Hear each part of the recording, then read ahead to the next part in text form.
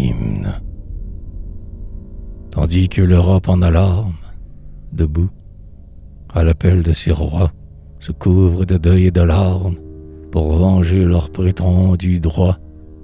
La paix que le vieux monde exile, comme inutile désormais, vient nous demander un asile en échange de ses bienfaits.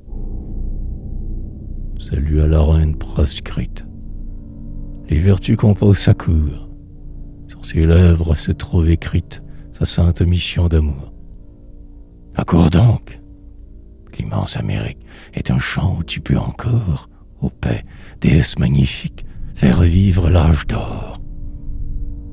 Règne sur nous, filles divines, pour que ces peuples soient heureux. Pour que, à les voir, chacun devine que ton regard plane sur eux. Pour que, chaque jour, à chaque heure, une douce félicité brille au sein de toute demeure, comme au front de toute cité.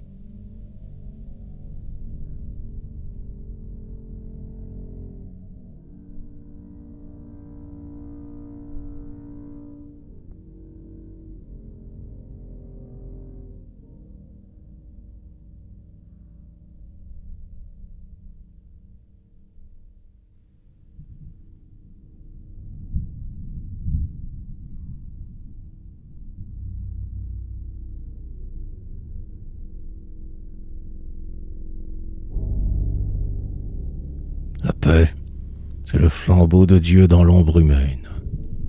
C'est à sa splendide clarté que naquit le progrès, ce fier géant qui mène les peuples vers la liberté.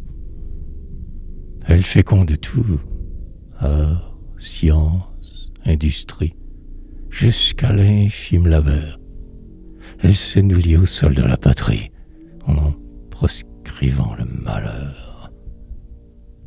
Chose plus belle encore, la haine à l'œil oblique qui tient les frères désunis s'éloigne à son aspect de la scène publique.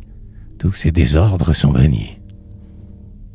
Les élans vers le mal, les fureurs populaires font face à ces nobles douceurs.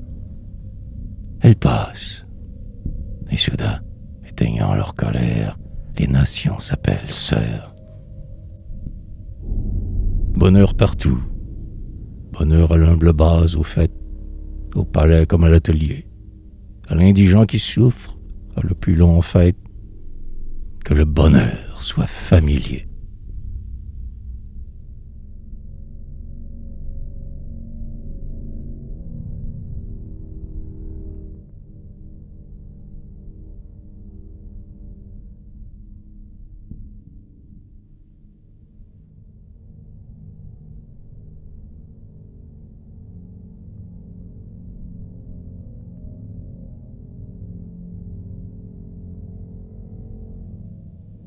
En ces temps de lutte sans trêve, que le siècle enfante toujours, laissez au poète son rêve, laissez-le parler d'heureux jours.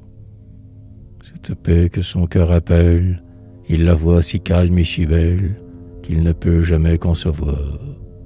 Comment ces charmes sont nombres, on préfère la guerre sombre, qui se fait du meurtre un devoir. Oh, qu'elle garde cette terre dans ce fléau terrible aux longs ébranlements, que nous sentions toujours, nous, ces heureux amants, son influence salutaire.